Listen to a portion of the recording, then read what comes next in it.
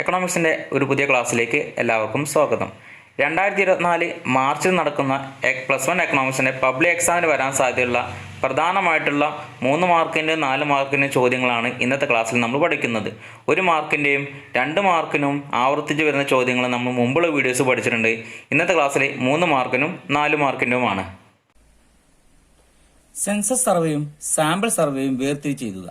Distinguish between census survey and sample survey എക്സാമിന് ആവർത്തിച്ച് ചോദിക്കുന്ന ഒരു ചോദ്യമാണ്. ഇവിടെ 3 മാർക്കിന് 4 മാർക്കിന് വരുന്ന ചോദ്യം ചിലപ്പോൾ 8 മാർക്കിന് എസ്ഐക്ക് വരെ ചോദ്യം ചോദിക്കാറുണ്ട്. എന്താണ് സെൻസസ് സർവേയും സാമ്പിൾ സർവേയും തമ്മിലുള്ള വ്യത്യാസം? സെൻസസ് സർവേ എന്ന് പറഞ്ഞാൽ കംപ്ലീറ്റ് എന്യൂമറേഷൻ എന്നാണ്. മുഴുവനായിട്ട് പരിഗണിച്ചുകൊണ്ട് സർവേ നടത്തുകയാണെങ്കിൽ അതിന് നമ്മൾ സെൻസസ് സർവേ എന്ന് പറയും. എന്നാൽ സാമ്പിൾ സർവേ എന്ന് പറഞ്ഞാൽ ഒരു കൂട്ടം ആളുകളിൽ നിന്ന് അല്ലെങ്കിൽ പരിഗണിക്കേണ്ട വിഷയങ്ങളിൽ നിന്ന് നമ്മൾ കുറച്ചുള്ളതിനെ മാത്രം പരിഗണിച്ചുകൊണ്ടുള്ള സർവേ നടത്താണ്. ഇതിനെ നമ്മൾ സാമ്പിൾ സർവേ എന്ന് പറയാം. അന്വേഷണത്തിന്റെ ഏത് മേഖലയിലും പരിഗണനയുള്ള എല്ലാ വിഷയങ്ങളും ഒരു സമുച്ചയത്തെ സൂചിപ്പിക്കുന്നു. ഇതിനെ പൂർണ്ണ എന്യൂമറേഷൻ രീതി എന്ന് കൂടി വിളിക്കുന്നു. എല്ലാത്തിനെയും ഉൾക്കൊള്ളിച്ചുകൊണ്ട് ഒരു സർവേ നടത്തുകയാണെങ്കിൽ അതിന് എന്ത് പറയും? സെൻസസ് സർവേ എന്ന് പറയും. ഇപ്പൊ നമ്മുടെ രാജ്യത്ത് ഓരോ 10 വർഷം കൂടുന്തോറും സെൻസസ് സർവേ നടത്താറുണ്ട് അല്ലെ. നമ്മുടെ രാജ്യത്തുള്ള എല്ലാ ജനങ്ങളെ കുറിച്ച് അറിയാൻ വേണ്ടി, രാജ്യത്ത് എത്ര ജനങ്ങളുണ്ട്, അവരുടെ ജീവിത നിലവാരത്തെ കുറിച്ച്, അവരുടെ വിദ്യാഭ്യാസത്തെ കുറിച്ച്, ഇതിനെ കുറിച്ചൊക്കെ അറിയാൻ വേണ്ടി എല്ലാ ജനങ്ങളും ഉൾക്കൊള്ളിച്ചുകൊണ്ട് സർവേ നടത്തുകയാണ്. ഇതിനെ നമ്മൾ എന്ത് പറയാ? സെൻസസ് സർവേ എന്ന് പറയുന്നത്. ഒരു ക്ലാസ്സിലുള്ള സർവേ നടത്തുകയാണെങ്കിൽ സെൻസസ് സർവേ രീതിയിലാണെങ്കിൽ എല്ലാ കുട്ടികളെയും ഉൾക്കൊള്ളിച്ചുകൊണ്ട് നമ്മളൊരു സർവേ നടത്തും. അങ്ങനെയാണെങ്കിൽ അതിന് നമ്മൾ എന്തെന്ന് പറയും? സെൻസസ് സർവേ എന്ന് പറയും. ഇനി സാമ്പിൾ സർവേ എന്ന് പറഞ്ഞാൽ നിലവിലുള്ള പഠനത്തിന്റെ സവിശേഷതകളുടെ അടിസ്ഥാനത്തിൽ മുഴുവനെയും പ്രതിനിധാനം ചെയ്യുന്ന സമുച്ചയത്തിന് ഒരു ഭാഗം മാത്രമാണ്. അതായത് ഒരു കൂട്ടത്തിൽ നിന്ന് വളരെ കുറച്ചെണ്ണത്തിനെ മാത്രം പരിഗണിച്ചുകൊണ്ട് സർവേ നടത്തുക. സാമ്പിൾ സർവേ ആണ് നമ്മൾ പല സ്ഥലങ്ങളിലും നമ്മൾ ഉപയോഗിക്കാറുള്ളത്. കാരണം എല്ലായിടത്തും ഇപ്പോൾ നമുക്ക് സെൻസസ് സർവേ ഉപയോഗിക്കാൻ കഴിയണമെന്നില്ല. അപ്പൊ നമ്മൾ സാമ്പിൾ സർവേ ഉപയോഗിക്കും. ഒരു ക്ലാസ്സിലെ കുട്ടികളുടെ പഠന നിലവാരത്തെ കുറിച്ച് അറിയണമെന്നുണ്ടെങ്കിൽ 50 കുട്ടികളുണ്ടെങ്കിൽ അതിൽ നമ്മൾ ഒരു 5 കുട്ടികളെ 10 കുട്ടികളെ തിരഞ്ഞെടുത്തുകൊണ്ട് സർവേ നടത്തും. അങ്ങനെയാണെങ്കിൽ ഏകദേശം ക്ലാസ്സിന്റെ നിലവാരം നമുക്ക് അറിയാൻ വേണ്ടി സാധിക്കും. ഇപ്പൊ നമ്മളൊരു പെട്ടിയിലെ ചോക്കിന്റെ ബലം അളക്കണം എന്നുണ്ടെങ്കിൽ അവിടെ നമ്മൾ സാമ്പിൾ സർവേയാണ് ഉപയോഗിക്കുള്ളൂ. ഒരിക്കലും സെൻസസ് സർവേ നമ്മൾ ഉപയോഗിക്കില്ല. അപ്പം ഒരുപാട് ഗുണങ്ങളുണ്ട്, അതുപോലെ ഒരുപാട് ദോഷങ്ങളുണ്ട്. സെൻസസ് സർവേക്കും സാമ്പിൾ സർവേക്കും ഒരുപാട് ഗുണങ്ങളും ദോഷങ്ങളും ഉണ്ട്. അപ്പം 5 മാർക്കിനും അല്ലെങ്കിൽ 8 മാർക്കിനൊക്കെ ചോദ്യമാണെങ്കിൽ അത് നല്ല രീതിയിൽ മനസ്സിലാക്കി എഴുതാൻ വേണ്ടി ശ്രമിക്കണം. അപ്പൊ അതിന് ഗുണങ്ങളും ദോഷങ്ങളൊക്കെ ചിലപ്പോൾ എഴുതേണ്ടി വരും. ചിലപ്പോൾ സെൻസസ് സർവേ എന്താണെന്ന് ചോദിക്കും, അല്ലെങ്കിൽ സാമ്പിൾ സർവേ എന്താണെന്നും ചോദിക്കാറുണ്ട്. വ്യക്തിഗത അഭിമുഖത്തിന്റെ നേട്ടങ്ങൾ എന്തെല്ലാം? Give advantages of personal interview. വ്യക്തിഗത അഭിമുഖം നിങ്ങൾ കേട്ടിട്ടുണ്ടായിരിക്കും. നമ്മൾ ഡാറ്റകൾ ശേഖരിക്കുമ്പോൾ പ്രാഥമിക ഡാറ്റ ശേഖരണത്തിൽ ഉൾക്കൊണ്ടിട്ടുള്ളതാണ് വ്യക്തിഗത അഭിമുഖം എന്ന് പറഞ്ഞാൽ. പ്രാഥമിക ഡാറ്റകളെ കുറിച്ച് ചിലപ്പോൾ എക്സാമിന് ചോദിക്കാറുണ്ട്. പ്രാഥമിക ഡാറ്റ കളക്ഷൻ അല്ലെങ്കിൽ രീതികൾ ഏതെല്ലാം? പ്രധാനമായിട്ട് 3 രീതികളുണ്ട്. ഒന്ന് വ്യക്തികളുമായിട്ടുള്ള നേരിട്ടുള്ള അഭിമുഖം, പേഴ്സണൽ ഇന്റർവ്യൂ എന്ന് പറയും. 2 തപാൽ മുഖേനയുള്ള ചോദ്യാവലി, മെയിൽഡ് ക്വസ്റ്റനെയർ. 3 ടെലിഫോൺ ഇന്റർവ്യൂ അല്ലെങ്കിൽ ടെലിഫോൺ അഭിമുഖം എന്ന് പറയും. അപ്പം എക്സാമിന് ചിലപ്പോൾ ഇങ്ങനെ ആയിരിക്കും ചോദിക്കുക, അതായത് പ്രാഥമിക ഡാറ്റ ശേഖരണത്തിന്റെ രീതികൾ ഏതെല്ലാം. അപ്പം അത് ചോദിക്കുകയാണെങ്കിൽ ചിലപ്പോൾ 3 നമ്മളാണ് ഇതുണ്ടായിട്ട് വരും. 1 മാർക്കിന് 2 മാർക്കിന് ചോദിച്ചാൽ ചിലപ്പോൾ അത് 3 വിശദീകരിക്കേണ്ടതായിട്ട് വരും. 5 മാർക്കിന് അല്ലെങ്കിൽ 8 മാർക്കിന് ചിലപ്പോൾ ഈ ചോദ്യം ചോദിക്കാൻ സാധ്യതയുണ്ട്. പക്ഷെ ഇവിടെ വന്നിട്ടുള്ളത് വ്യക്തിഗത അഭിമുഖത്തിന്റെ നേട്ടങ്ങളാണ് ചോദിച്ചിട്ടുള്ളത്. അപ്പം ആദ്യം വ്യക്തിഗത അഭിമുഖം എന്താണെന്ന് നമ്മൾ മനസ്സിലാക്കണം.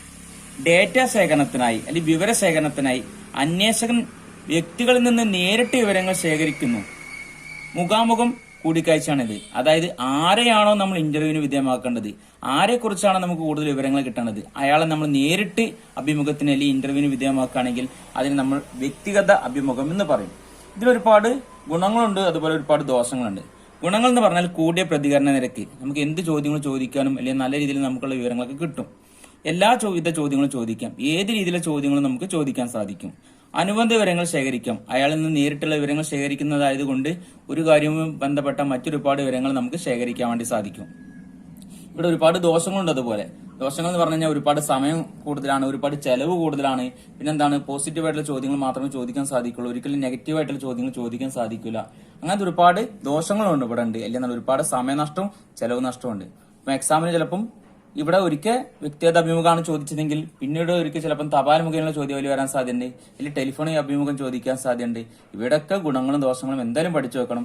എന്തായാലും ഇതിൽ നിന്നൊരു ചോദ്യം നിങ്ങൾ പബ്ലിക് എക്സാമിന് എന്തായാലും പ്രതീക്ഷിക്കാവുന്നതാണ്. സാമ്പത്തിക ശാസ്ത്രത്തിൽ സാംഖികത്തിന് പ്രാധാന്യം എഴുതുക. Write importance of statistics in economics. എല്ലാ പബ്ലിക് എക്സാമിനും 2 മാർക്കിനോ 3 മാർക്കിനോ ചോദിക്കുന്ന ഒരു ചോദ്യമാണ് സാമ്പത്തിക ശാസ്ത്രത്തിൽ സാംഖികത്തിന് പ്രാധാന്യം.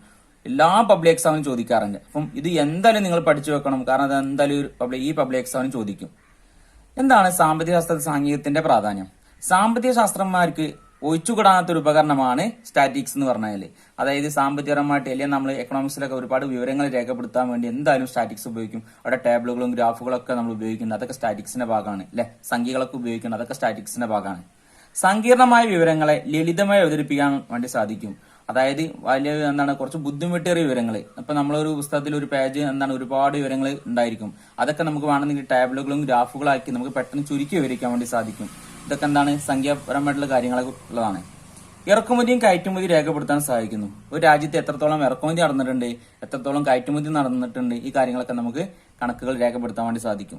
ഭാവി പദ്ധതികൾ രൂപവൽക്കരിക്കാൻ സഹായിക്കും. ഇപ്പൊ സ്വകാര്യ മേഖലന്റെ ആയാലും വലിയ വ്യക്തികളുടെ ആയാലും വലിയ ഗവൺമെന്റിന്റെ ആയാലും ഭാവി ഒരുപാട് കാര്യങ്ങളെ കുറിച്ച് പ്ലാൻ ചെയ്തിട്ടുണ്ടാവും. ഭാവിയിൽ എന്തൊക്കെ കാര്യങ്ങൾ നടപ്പിലാക്കേണ്ടതായിട്ടുണ്ട്, അതിന് എത്ര ഫണ്ട് മാറ്റി വെക്കണം അല്ലെ, അതിൽ നിന്ന് എന്തെല്ലാം നേട്ടങ്ങൾ ഉണ്ടായിരിക്കും, എത്ര ഫണ്ട് അതിന് മാറ്റി വെക്കേണ്ടതായിട്ട് വരും, എന്ത് ചെലവ് വരും, ഇങ്ങനത്തെ ഒരുപാട് കാര്യങ്ങളെ കുറിച്ച് നമുക്ക് രേഖപ്പെടുത്തണമെങ്കിൽ സ്റ്റാറ്റിക്സ് എന്തായാലും നിർബന്ധമാണ്. അപ്പൊ സാമ്പത്തിക വിഷയത്തില് അല്ലെങ്കിൽ സാമ്പത്തിക ശാസ്ത്രത്തില് സ്റ്റാറ്റിക്സ് എന്ന് പറഞ്ഞു കഴിഞ്ഞാൽ ഒരിക്കലും ഒഴിച്ചുകൂടാനാത്ത ഒരു ഘടകമാണ്. പഞ്ചവത്സര പദ്ധതിയുടെ ലക്ഷ്യങ്ങളെ കുറിച്ച് ചെറു വിവരണം തയ്യാറാക്കുക. Write a short note on the goals of 5 year plans. പഞ്ചവത്സര പദ്ധതിയുടെ ലക്ഷ്യങ്ങൾ നിങ്ങൾ പഠിച്ചിട്ടുണ്ടായിരിക്കും. എല്ലാ പ്രാവശ്യവും 4 മാർക്കിനും 5 മാർക്കിനൊക്കെ വരുന്നൊരു ചോദ്യമാണ്. 3 മാർക്കിനും 4 മാർക്കിനും അധികം ചോദിക്കാറുണ്ട്. സാമ്പത്തിക വളർച്ച പഞ്ചവത്സര പദ്ധതിയുടെ പ്രധാനമായിട്ട് ലക്ഷ്യം. Right a short note on the goals of 5 year plan. 1 സാമ്പത്തിക വളർച്ച അഥവാ എക്കണോമിക് ഗ്രോത്ത്. 2 ആധുനികവൽക്കരണം അഥവാ മോഡേണൈസേഷൻ അല്ലെങ്കിൽ നവീകരണം എന്നൊക്കെ പറയാറുണ്ട്. സ്വാശ്രയത്വം സെൽഫ് റിലയൻസ്, നീതി ഇക്വിറ്റി. ഈ 4 ഘടകങ്ങളാണ് പഞ്ചവത്സര പദ്ധതിയുടെ പ്രധാന ലക്ഷ്യങ്ങളായിട്ട് നമ്മൾ കണക്കാക്കുന്നത്. അത് സാമ്പത്തിക വളർച്ച അഥവാ എക്കണോമിക് ഗ്രോത്ത്. ഒരു രാജ്യത്തിന്റെ സമ്പദ് വ്യവസ്ഥ വളർന്നു കഴിഞ്ഞാൽ ആ സമ്പദ് വ്യവസ്ഥ വളരുമ്പോൾ അവിടുത്തെ കൃഷിയും വ്യവസായവും സേവനങ്ങളും ഒക്കെ വളരും. അതായത് അവിടുത്തെ ജനങ്ങൾക്ക് നല്ല രീതിയിലുള്ള വികസനം ഉണ്ടാവും. അവിടുത്തെ പ്രധാനമായിട്ടുള്ള ഒരു രാജ്യത്തിന്റെ വരുമാനമാണ് GDP അല്ലെങ്കിൽ ദേശീയ വരുമാനമായിട്ട് GDP നമുക്ക് പറയാവുന്നതാണ്. ഒരു രാജ്യത്തിന്റെ GDP ഓരോ വർഷം കൂടുന്തോറും വർദ്ധിച്ചുകൊണ്ടിരിക്കുകയാണ്. അപ്പൊ നമ്മൾ 1950 കാലഘട്ടങ്ങൾ അപേക്ഷിച്ച് നോക്കുമ്പോൾ 2015, 2016 കാലഘട്ടം അല്ലെങ്കിൽ 2020 കാലഘട്ടമാകുമ്പോഴേക്ക് 7.6% അധിക വളർച്ച നമ്മൾ കൈവരിച്ചിട്ടുണ്ട്. അത് ഒന്നാമത് കാർഷിക മേഖലയിൽ കൊണ്ടുവന്ന മാറ്റങ്ങൾ, വ്യവസായ മേഖലയിൽ കൊണ്ടുവന്ന മാറ്റങ്ങൾ, സേവന മേഖലയിൽ കൊണ്ടുവന്ന മാറ്റങ്ങൾ. അതായത് ഇതിലൊക്കെ പുതിയ പുതിയ വളർച്ച ഉണ്ടാക്കാനുള്ള ഒരുപാട് ഘടകങ്ങൾ നമ്മൾ നടപ്പിലാക്കിയിട്ടുണ്ട് അല്ലെ. അതായത് കാർഷിക മേഖല യന്ത്രങ്ങളും മറ്റൊക്കെ ഒരുപാട് കൊണ്ടുവന്നിട്ടുണ്ട്. അതുപോലെ വ്യവസായ മേഖലയിൽ ഒരുപാട് മാറ്റങ്ങൾ കൊണ്ടുവന്നിട്ടുണ്ട്. സേവന മേഖലയിൽ ഒരുപാട് മാറ്റങ്ങൾ കൊണ്ടുവന്നിട്ടുണ്ട്. ഇവയുടെയൊക്കെ വളർച്ച അല്ലെങ്കിൽ ഇവയ്ക്ക് കൂടുതൽ പ്രാധാന്യം കൊടുത്തു കഴിഞ്ഞാൽ ഇവ സ്വാഭാവികമായിട്ട് വളരുകയും അത് രാജ്യത്തിന്റെ വളർച്ചയ്ക്ക് കാരണമാവുകയും ചെയ്യും. അടുത്തത് ആധുനികവൽക്കരണം അഥവാ മോഡേണൈസേഷൻ എന്ന് പറയും. ആധുനികവൽക്കരണം അല്ലെങ്കിൽ മോഡേണൈസേഷൻ എന്ന് പറഞ്ഞു കഴിഞ്ഞാൽ കാർഷിക മേഖലയിലും സേവന മേഖലയിലും അല്ലെങ്കിൽ നിർമ്മാണ വ്യവസായ മേഖലയിലും കൊണ്ടുവന്നിട്ടുള്ള ആധുനീകരണം. അതായത് കാർഷിക മേഖലയിൽ പുതിയ യന്ത്രങ്ങളുടെ കടന്നുവരവ്, സേവന മേഖലയിൽ അങ്ങനത്തെ ഒരുപാട് മാറ്റങ്ങൾ, നിർമ്മാണ വ്യവസായ മേഖലയിലായാലും ഇങ്ങനത്തെ ഒരുപാട് മാറ്റങ്ങൾ. ഇതൊക്കെ വന്നതോടുകൂടി നമ്മുടെ രാജ്യത്തിന്റെ സാമ്പത്തിക സ്ഥിതിയിൽ തന്നെ നല്ല രീതിയിൽ മാറ്റങ്ങൾ സംഭവിച്ചിട്ടുണ്ട് അല്ലെ. പുരുഷന്മാരും സ്ത്രീകളൊക്കെ നല്ല രീതിയിൽ മെച്ചപ്പെട്ട തൊഴിൽ കണ്ടെത്താൻ വേണ്ടി ശ്രമിക്കുകയും അവർക്കെല്ലാം അതിനനുസരിച്ചുള്ള വരുമാനം ഉണ്ടാവുകയും ചെയ്തു അല്ലെ. അപ്പം ആധുനികവൽക്കരണം നവീകരണം എന്ന് പറഞ്ഞു കഴിഞ്ഞാൽ നമ്മുടെ രാജ്യത്തിന്റെ കാർഷിക മേഖലയിലായാലും വ്യവസായ മേഖലയിലായാലും സേവന മേഖലയിലായാലും ആധുനികവൽക്കരണം കൊണ്ടുവരികയാണ് ചെയ്യുന്നത്. അതായത് പുതിയ യന്ത്രങ്ങളുടെയും കടന്നുവരവ് അല്ലെ, അങ്ങനത്തെ ഒരുപാട് കടന്നുവരവാണ് നമ്മുടെ രാജ്യത്തിന്റെ ഇന്നത്തെ വളർച്ചയ്ക്കൊക്കെ കാരണമായിട്ടുള്ളത്. 3ാമത്തെ സ്വാശ്രയത്വം അഥവാ സെൽഫ് റിലയൻസ് എന്ന് പറയും. മറ്റുള്ളവരെ ആശ്രയിക്കാതെ ജീവിക്കുക. അതായത് നമ്മൾ 1950 കാലഘട്ടങ്ങൾ വരെ ഇപ്പം നമ്മൾ സാമ്പത്തികപരമായിട്ട് വളരെ സൂക്ഷിച്ചിട്ടുണ്ടായിരുന്നു. എന്നാൽ ഇങ്ങനെ ആയി കഴിഞ്ഞപ്പോൾ നമ്മുടെ രാജ്യത്തിന്റെ വളർച്ചയ്ക്കും വികസനത്തിനും വേണ്ടി നമ്മൾ മറ്റുള്ള രാജ്യങ്ങളെ ആശ്രയിക്കേണ്ടതായിട്ട് വന്നിട്ടുണ്ട്. ഭക്ഷണത്തിന് വേണ്ടിയും അല്ലെങ്കിൽ മറ്റൊരുപാട് ആവശ്യങ്ങൾക്ക് വേണ്ടി. അപ്പം എന്നാൽ പഞ്ചവത്സര പദ്ധതിയുടെ പ്രധാനമായിട്ട് ഈ ലക്ഷ്യങ്ങൾ സ്വാശ്രയത്വം എന്ന് പറഞ്ഞാല് നമ്മൾ മറ്റുള്ളവരെ ആശ്രയിക്കാതെ ജീവിക്കണം. അപ്പം അതിനുവേണ്ടി നമ്മുടെ രാജ്യത്ത് എന്തെല്ലാം നടപ്പിലാക്കേണ്ടതായിട്ടുണ്ട് അല്ലെ. അത് നമ്മൾ നേരത്തെ പറഞ്ഞതുപോലെ കാർഷിക മേഖല വികസിക്കണം, ഇവിടുത്തെ ജനങ്ങൾക്ക് എല്ലാവർക്കും തൊഴിൽ കിട്ടണം, ജനങ്ങൾക്ക് എല്ലാവർക്കും വിദ്യാഭ്യാസം കിട്ടണം, നിർമ്മാണ വ്യവസായ മേഖല വികസിക്കണം, സേവന മേഖല വികസിക്കണം. അപ്പം അതിൻ്റെതായിട്ട് ഒരുപാട് കാര്യങ്ങൾ നമുക്ക് നടപ്പിലാക്കേണ്ടതുണ്ട്. ഇങ്ങനത്തെ കാര്യങ്ങൾ നടപ്പിലാക്കിയാൽ മാത്രമേ നമ്മൾ മറ്റുള്ളവരെ ആശ്രയിക്കാതെ നമുക്ക് ജീവിക്കാൻ സാധിക്കുള്ളൂ. 4ാമത്തെ നീതി അഥവാ ഇക്വിറ്റി. അസമത്വം ഇല്ലാതാക്കുക. അതായത് ഉയർന്നവനോ താഴ്ന്നവനോ എന്നുള്ള വിവേചനം ഉണ്ടാകാൻ പാടില്ല. സ്ത്രീ എന്ന പുരുഷനെന്ന വിവേചനം ഉണ്ടാകാൻ പാടില്ല. എല്ലാവർക്കും ഒരേപോലെ പരിഗണന കൊടുക്കുക അല്ലെ. നമ്മുടെ രാജ്യത്തുള്ള എല്ലാ ജനങ്ങളും തുല്യ പരിഗണന കൊടുത്തുകൊണ്ടെന്നാണ് അല്ലെങ്കിൽ താഴ്ന്ന വിഭാഗക്കാരെ ജനങ്ങളെ കൂടുതലായിട്ട് പരിഗണിച്ചുകൊണ്ട് സമൂഹത്തിന് ഉന്നതിയിലേക്ക് കൊണ്ടുവരികയും നിലവിലുള്ള സാമ്പത്തികമായിട്ട് മുന്നോക്കം നിൽക്കുന്ന ആളുകൾക്കിടയിലേക്ക് അവരെ ഒന്നിപ്പിക്കാൻ വേണ്ടി ശ്രമിക്കുകയൊക്കെ ചെയ്യാം അല്ലെ. ഇതിനാണ് നമ്മൾ ഇക്വിറ്റി അഥവാ നീതി എന്ന് പറയുന്നത്. അതായത് സാമൂഹികപരമായിട്ടോ അല്ലെങ്കിൽ സാമ്പത്തികപരമായിട്ടോ യാതൊരു വിവേചനവും പാടില്ല, അല്ലെങ്കിൽ ജാതീയപരമായിട്ടോ മതപരമായിട്ടോ യാതൊരു വിവേചനവും പാടില്ല. ഇതാണ് ഇക്വിറ്റി എന്നതുകൊണ്ട് അർത്ഥമാക്കുന്നത്. താഴെ കൊടുത്തിരിക്കുന്ന ആശയങ്ങളെ സ്കാറ്റർ ഡയഗ്രത്തിൽ അവതരിപ്പിക്കുക. Positive correlation, negative correlation, perfect positive correlation, no correlation. എക്സാമിന് എല്ലാ പ്രാവശ്യം 4 മാർക്കിന് ചോദിക്കുന്ന ഒരു ചോദ്യമാണ്. ഇവിടെ ഓരോന്നും വരയ്ക്കാൻ വേണ്ടിയാണ്. അതായത് ഇവ ഓരോന്നും എന്താണെന്ന് ചോദിച്ചിട്ടുണ്ട്. പോസിറ്റീവ് കോറിലേഷൻ നമ്മൾ പഠിച്ചിട്ടുണ്ട്, നെഗറ്റീവ് കോറിലേഷൻ പഠിച്ചിട്ടുണ്ട്, പെർഫെക്റ്റ് പോസിറ്റീവ് കോറിലേഷൻ പഠിച്ചിട്ടുണ്ട്, നോ കോറിലേഷൻ പഠിച്ചിട്ടുണ്ട്, പെർഫെക്റ്റ് നെഗറ്റീവ് കോറിലേഷൻ പഠിച്ചിട്ടുണ്ട്. അപ്പം പോസിറ്റീവ് കോറിലേഷൻ എന്ന് പറഞ്ഞാൽ നമുക്ക് കുറച്ച് ഡാറ്റാസ് തരും, കുറച്ച് സംഖ്യകൾ, കുറച്ച് ബിന്ദുക്കൾ തരും. ഇവ എന്താണ് ഒരു ഗ്രാഫിൽ രേഖപ്പെടുത്തുമ്പോൾ എല്ലാം ഉയരാനുള്ള പ്രവണത കാണിക്കുകയും ആ ബന്ധിപ്പിച്ചുകൊണ്ട് കർവ് വരയ്ക്കുകയാണെങ്കിൽ എല്ലാ ബിന്ദുക്കളും കർവിന് മുകളിലും താഴെയും കാണിച്ചിരിക്കും. കർവ് മുകളിലേക്ക് ഉയരുകയുമാണ് കാണിക്കുന്നതെങ്കിൽ അതിനെ നമ്മൾ പോസിറ്റീവ് കോറിലേഷൻ എന്ന് പറയും. പോസിറ്റീവ് കോറിലേഷൻ, ഒന്നാമത്തെ പോസിറ്റീവ് കോറിലേഷൻ ആണ് കാണിച്ചിരിക്കുന്നത്. പോസിറ്റീവ് കോറിലേഷൻ എന്ന് പറഞ്ഞു കഴിഞ്ഞാൽ ചിതേര ബിന്ദുക്കൾ, ഇവിടെ കുറെ ബിന്ദുക്കൾ കൊടുത്തിട്ടുണ്ട്. ഈ ബിന്ദുക്കളെല്ലാം ഇടത് മൂലയിൽ നിന്ന് അല്ലെ ഇടത് ഭാഗത്ത് നിന്ന് മുകളിലെ വലത് ഭാഗത്തേക്ക് ഉയരാനുള്ള പ്രവണത കാണിക്കുകയാണ്. ഉയരാനുള്ള പ്രവണത കാണിക്കുകയും ഇതേ ബന്ധിപ്പിച്ചുകൊണ്ട് കർവ് വരച്ചു. ഇതിന് നടുക്കൂടെ വര നിങ്ങൾ കണ്ടിട്ടുണ്ടായിരിക്കും. ഇവയെ ബന്ധിപ്പിച്ചുകൊണ്ട് കർവ് വരച്ചു കഴിഞ്ഞാൽ എല്ലാ ബിന്ദുക്കളും കർവിന് മുകളിലും താഴെയും കാണിച്ചിരിക്കുകയാണ്. എന്നാൽ ഉയരാനുള്ള പ്രവണത കാണിക്കുകയാണെങ്കിൽ ഇതിനെ നമ്മൾ പോസിറ്റീവ് കോറിലേഷൻ എന്ന് പറയും. രണ്ടാമത്തെന്ന് പറഞ്ഞു കഴിഞ്ഞാൽ എന്താണ് നെഗറ്റീവ് സാബന്ധം. നെഗറ്റീവ് കോറിലേഷൻ എന്ന് പറഞ്ഞാൽ നമ്മൾ കുറെ ബിന്ദുക്കൾ നമ്മൾ രേഖപ്പെടുത്തി നേരത്തെ പറഞ്ഞതുപോലെ. എന്നാൽ ഈ ബിന്ദുക്കളെല്ലാം എന്താണ് ഇടത് മൂലയിൽ നിന്ന് താഴത്തെ വലത് മൂലയിലേക്ക് ഇടത് മൂലയിൽ നിന്ന് ഇടത് ഭാഗത്ത് നിന്ന് താഴത്തെ വലത് ഭാഗത്തേക്ക് തായാനുള്ള പ്രവണത കാണിക്കുകയാണ്. എന്നാൽ ഇവയെ ബന്ധിപ്പിച്ചുകൊണ്ട് നമ്മൾ ഒരു കർവ് വരച്ചു, ഇതിനെ സെൻട്രലോട് ഒരു കർവ് വരച്ചു കഴിഞ്ഞു. ഈ കർവ് വരച്ചു കഴിഞ്ഞാൽ ഈ കർവിന് മുകളിലും താഴെയും അല്ലെങ്കിൽ ഈ കർവിനും കൂടി ബന്ധിപ്പിച്ചൊരു കർവ് എന്നാണ് ബിന്ദുക്കൾ കിടക്കുകയാണ്. എന്നാൽ മുകളിലത്തെ ഇടത് മൂലയിൽ നിന്ന് വലത്തെ താഴെ ഭാഗത്തേക്ക് തായാനുള്ള പ്രവണത കാണിക്കുകയാണെങ്കിൽ ഇതിനെ നമ്മൾ എന്ത് പറയും? നെഗറ്റീവ് സാബന്ധം അഥവാ നെഗറ്റീവ് കോറിലേഷൻ എന്ന് പറയും. മൂന്നാമത്തെ സാബന്ധമില്ലാത്ത അവസ്ഥ. നമുക്ക് തന്നിരിക്കുന്ന ബിന്ദുക്കൾ രേഖപ്പെടുത്തി കഴിഞ്ഞാൽ അവ എല്ലാവരും ഡിസോർഡർ ആയിട്ട് ചിതറി കിടക്കുകയാണ്. ഒരു പ്രത്യേകിച്ച് രേഖ നമുക്ക് വരക്കാൻ സാധിക്കണില്ല. അതുകൊണ്ട് ഒരു പ്രത്യേക കോറിലേഷൻ ഇല്ല എന്ന് പറയും. ഇതിനെ നമ്മൾ നോ കോറിലേഷൻ എന്ന് പറയും. നാലാമത്തെ പൂർണ്ണ പോസിറ്റീവ് സാബന്ധം അഥവാ പെർഫെക്റ്റ് പോസിറ്റീവ് കോറിലേഷൻ. അപ്പൊ നമുക്ക് കുറെ ബിന്ദുക്കൾ തരാണ്. എന്നാൽ ഈ ബിന്ദുക്കളെല്ലാം ഇടത് മൂലയിൽ നിന്ന് ആരംഭിച്ച് വലത് ഭാഗത്തേക്ക് ഉയരാനുള്ള പ്രവണത കാണിക്കുകയാണ്. എന്നാൽ ഇവയെ ബന്ധിപ്പിച്ചുകൊണ്ട് ഞാൻ ഒരു കർവ് വരച്ചു. എന്നാൽ എല്ലാ ബിന്ദുക്കളും ആ കർവിൽ മാത്രമുള്ളൂ, ഒരിക്കലും കർവിന് മുകളിലോ താഴെയോ കാണപ്പെടുന്നില്ല. അങ്ങനെയാണെങ്കിൽ ഇതിനെ നമ്മൾ എന്ത് പറയും? പെർഫെക്റ്റ് പോസിറ്റീവ് കോറിലേഷൻ അഥവാ പൂർണ്ണ പോസിറ്റീവ് സാബന്ധം എന്ന് പറയും. പൂർണ്ണ നെഗറ്റീവ് സാബന്ധം അഥവാ പൂർണ്ണ നെഗറ്റീവ് കോറിലേഷൻ. നമുക്ക് തന്നിരിക്കുന്ന ബിന്ദുക്കള് മുകളിലത്തെ ഇടത് മൂലയിൽ നിന്ന് ആരംഭിച്ച് താഴത്തെ വലത് ഭാഗത്തേക്ക് തായാനുള്ള പ്രവണത കാണിക്കുകയാണ്. എന്നാൽ ഈ ബിന്ദുക്കളെ ബന്ധിപ്പിച്ചുകൊണ്ട് ഒരു കർവ് വരച്ചു കഴിഞ്ഞപ്പോൾ എല്ലാ ബിന്ദുക്കളും കർവിലാണ് കാണപ്പെടുന്നത്. അങ്ങനെയാണെങ്കിൽ ഇതിനെ നമ്മൾ എന്ത് പറയും? പെർഫെക്റ്റ് നെഗറ്റീവ് കോറിലേഷൻ എന്ന് പറയും. എക്സാമിന് എന്തായാലും ഈ ചോദ്യം ചോദിക്കും. നിങ്ങൾ നല്ല രീതിയിൽ പഠിച്ച് മനസ്സിലാക്കി നിങ്ങൾ പോവുക. കാരണം 4 മാർക്കിന് വരുന്ന ചോദ്യമാണ്. എന്തായാലും ഈ പബ്ലിക് എക്സാമിന് ഈ ചോദ്യം നിങ്ങളോട് ചോദിക്കുന്നതാണ്. കേവല സഞ്ചിത വില സൂചിക കണക്കാക്കുക. Calculate simple aggregative price index.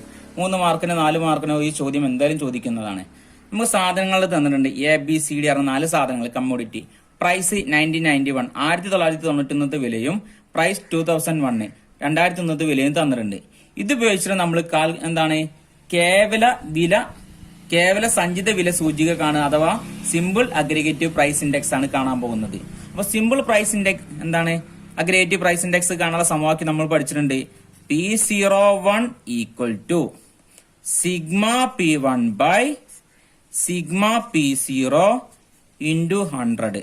ഇതാണ് കേവല സഞ്ചിത വില സൂചിക അഥവാ സിമ്പിൾ അഗ്രിഗേറ്റീവ് പ്രൈസ് ഇൻഡെക്സ് കാണാനുള്ള സമവാക്യം. അപ്പം എന്താണ് P1 എന്നും P0 എന്താണെന്ന് നമ്മൾ മനസ്സിലാക്കണം. P1 എന്ന് പറഞ്ഞാൽ ഇവിടെ 2 വർഷത്തെ വില തന്നിട്ടുണ്ട്. നിലവിലുള്ള നമ്മൾ ഏറ്റവും അടുത്ത് നിൽക്കുന്ന വർഷത്തെ വില അല്ലെങ്കിൽ എന്താണ് കൂടുതലുള്ള വർഷത്തെ വില നോക്കുക. 2001 അപേക്ഷിച്ച് നോക്കുമ്പോൾ 1991 കുറെ മുമ്പുള്ള കാലഘട്ടമാണ്. അപ്പം ഈ 2001 നമ്മൾക്ക് നിലവിലുള്ള കാലഘട്ടമായിട്ട് പരിഗണിക്കാം. ഇതിനെ നമ്മൾ എന്തെന്ന് പറയും? P1 എന്ന് പറയും. P1. എന്നാൽ മുമ്പത്തെ വർഷത്തെ നമ്മൾ എന്ത് പറയും? P0 എന്ന് പറയും. അപ്പൊ നമ്മൾ എന്ത് ചെയ്യാം? ആദ്യം ഇവിടെ ടോട്ടൽ കാണണം. അതായത് 1991 വില നിങ്ങൾ കണ്ടിട്ടുണ്ടായിരിക്കും. A എന്ന സാധനത്തിന് അന്ന് 4 രൂപയാണ്. എന്നാൽ 2001 ആയപ്പോഴും 4 രൂപ. എന്നാൽ എന്താണ് രണ്ടാമത് B എന്ന സാധനത്തിനോ 6 രൂപയിൽ നിന്ന് 7 രൂപയായിട്ട് വർദ്ധിച്ചു. C 5 രൂപയിൽ നിന്ന് 6 രൂപയായിട്ടും D 8 രൂപയിൽ നിന്ന് 9 രൂപയായിട്ടും വർദ്ധിച്ചു. അങ്ങനെയാണെങ്കിൽ P0യുടെ ടോട്ടലിനെ നമ്മൾ സിഗ്മ P0 എന്ന് പറയും. സിഗ്മ P0 ഇവിടെ ടോട്ടൽ കണ്ടെത്തുക. 6 4 10 15 8 23 23 എന്ന് കിട്ടി. ഇനി P1ന്റെ ടോട്ടലാണ് സിഗ്മ P1 എന്ന് പറഞ്ഞാൽ ഇവിടെ ടോട്ടൽ കണ്ടെത്തുക. 11 എത്രയാണ് 20ഉം 26. അപ്പം സിഗ്മ P1 നമുക്ക് 26 എന്ന് കിട്ടിക്കഴിഞ്ഞു. ഇനി നമ്മൾ എന്ത് ചെയ്യാം? സിഗ്മ P1 അല്ലെ എന്താ നമുക്ക് കിട്ടിയുള്ളത്? 26 26 ബൈ സിഗ്മ P0 എത്രയാണ്? 23 ഇൻറ്റു 100. 26/23 ഇൻറ്റു 100 എന്ന് കണ്ടു കഴിഞ്ഞാൽ നമ്മൾ എന്ത് ചെയ്യണം? ആദ്യം 26/23 കണ്ടെത്തണം. എത്ര കിട്ടും നമുക്ക്? 1.13 ഇൻറ്റു 100 എന്ന് കിട്ടും 113 എന്ന് കിട്ടും. അതായത് P01, അതായത് കേവല സഞ്ചിത വില സൂചിക, സിമ്പിൾ അഗ്രിഗേറ്റീവ് പ്രൈസ് ഇൻഡെക്സ്. വളരെ സിമ്പിൾ ആയിട്ടുള്ള ഭാഗമാണ്. എക്സാമിന് ഈ ചോദ്യം എന്തായാലും ആവർത്തിച്ച് ചോദിക്കുന്നതാണ്. സാമ്പത്തിക പുരോഗതിക്ക് ചൈന സ്വീകരിച്ച വികസന പ്രവർത്തനങ്ങളെ കുറിച്ച് എഴുതുക. സാമ്പത്തിക പുരോഗതിക്ക് ചൈന സ്വീകരിച്ച വികസന പ്രവർത്തനങ്ങൾ എക്സാമിന് ആവർത്തിച്ച് ചോദിക്കുന്ന ഒരു ചോദ്യമാണിത്. കാരണം ചൈനയുടെ വികസനത്തെ കുറിച്ച് എല്ലാ പബ്ലിക് എക്സാമിനും ചോദിക്കാറുണ്ട്. ചിലപ്പോൾ ഇന്ത്യയും ചൈനയും തമ്മിൽ താരതമ്യം ചെയ്തുകൊണ്ട് എഴുതാറുണ്ട് വികസന പ്രവർത്തനങ്ങളെ, അല്ലെങ്കിൽ ചൈനയും പാകിസ്ഥാനെയും താരതമ്യം ചെയ്തുകൊണ്ട് വികസന പ്രവർത്തനങ്ങൾ എഴുതാറുണ്ട്. ഇവിടെ ചോദിച്ചിട്ടുള്ളത് സാമ്പത്തിക പുരോഗതിക്ക് ചൈന സ്വീകരിച്ച വികസന പ്രവർത്തനങ്ങളാണ്. കൂടുതൽ എക്സാം പേപ്പറിലും നമ്മൾ ഈ ഒരു ചോദ്യമാണ് നമ്മൾ കണ്ടുവരാറുള്ളത്. അപ്പം 1949 കാലഘട്ടങ്ങളാണ് ചൈന എന്താണ് സ്വതന്ത്രമായിട്ടുള്ളത്. അതൊക്കെ നമുക്ക് അറിയാവുന്ന കാര്യമാണ്. ആദ്യം ചൈന ഒരു കമ്മ്യൂണിസ്റ്റ് ചൈന അത് സ്വീകരിച്ചു. ആദ്യം മാവോ സേ തുങ് അധികാരത്തിൽ വരികയും പിന്നെ ഡെങ് സിയാവോപിങ് അധികാരത്തിൽ വരികയൊക്കെ ചെയ്തിട്ടുണ്ട് അല്ലെ. ഡെങ് സിയാവോപിങ് അധികാരത്തിൽ വന്നതിന് ശേഷമാണ് ഒരുപാട് മാറ്റങ്ങൾ അവിടെ കൊണ്ടുവന്നിട്ടുള്ളത്. എന്താണ് ചൈന ഒരു കാലത്ത് സാമ്പത്തികമായിട്ട് വളരെ പിന്നോക്കാവസ്ഥ നേരിടുകയും ഒരുപാട് ആൾക്കാർ പട്ടിണി ദാരിദ്ര്യം മൂലം മരിക്കുകയും ഒക്കെ ചെയ്തതിന്റെ ഭാഗമായിട്ട് അദ്ദേഹം കൊണ്ടുവന്ന ഒരുപാട് മാറ്റങ്ങൾ. അതിലാണ് ഒന്നാമത്തെ കാർഷിക രംഗത്തെ കമ്മ്യൂണിസ്റ്റ് സമ്പ്രദായം ഉപയോഗിച്ചു. മാവോ സേ തുങ് കൊണ്ടുവന്നിട്ടുള്ള ഒരു സമ്പ്രദായമായിരുന്നു കമ്മ്യൂണിസ്റ്റ് സമ്പ്രദായം.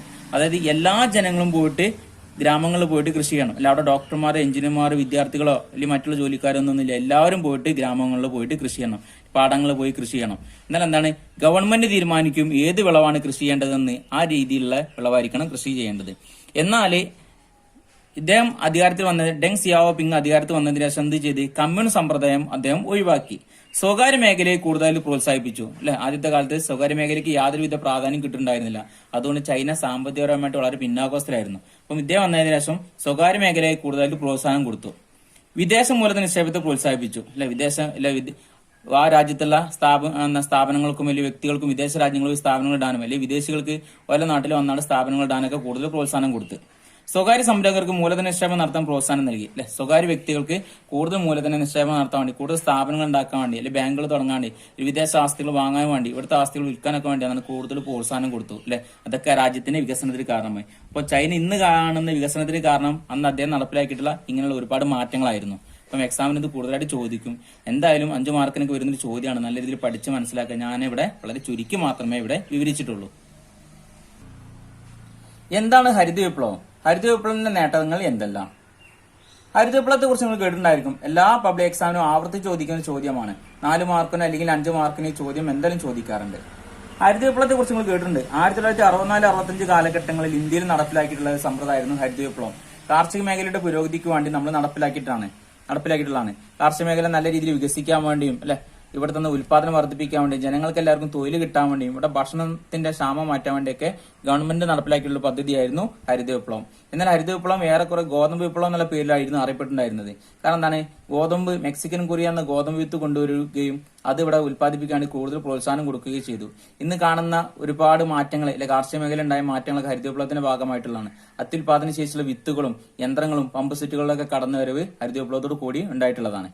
കാർഷിക ഉൽപാദനത്തിൽ ഗണ്യമായി പുരോഗതി കൈവരിക്കുക എന്ന ലക്ഷ്യത്തോടെ 1964-65 നടപ്പിലാക്കിയ പുതിയ കാർഷിക തന്ത്രമാണ് ഹരിത വിപ്ലവം. ഹരിത വിപ്ലവം വന്നതോടുകൂടിയാണ് നമ്മുടെ രാജ്യത്ത് ഒരുപാട് ആൾക്കാർക്ക് കൃഷി ചെയ്യാനുള്ള താല്പര്യം ഉണ്ടാവുകയും ഏതൊരു കാലാവസ്ഥയിലും എവിടെ വേണമെങ്കിലും കൃഷി ചെയ്യാൻ സാധിക്കുകയും ചെയ്ത്. ഇതുകൊണ്ട് ഒരുപാട് ഗുണങ്ങൾ ഉണ്ടായിട്ടുണ്ട്, ഒരുപാട് ദോഷങ്ങൾ ഉണ്ടായിട്ടുണ്ട്. എക്സാമിന് നല്ല രീതിയിൽ വിശദീകരിക്കാൻ വേണ്ടി പറയും. ഞാനിവിടെ വളരെ ചുരുക്കി മാത്രമേ കൊടുത്തിട്ടുള്ളൂ. ബാക്കിയൊക്കെ നിങ്ങൾ സ്വന്തം ഐഡിയക്ക് വെച്ച് എന്താണ് നിങ്ങൾ എഴുതിണ്ടാക്കുന്നത്. ടെക്സ്റ്റ് ബുക്കിൽ കൂടുതൽ പോയിന്റുകളുണ്ട്. ഭക്ഷ്യധാന്യങ്ങളുടെ കാര്യത്തിൽ ഇന്ത്യ സ്വയം പര്യാപ്തമായി.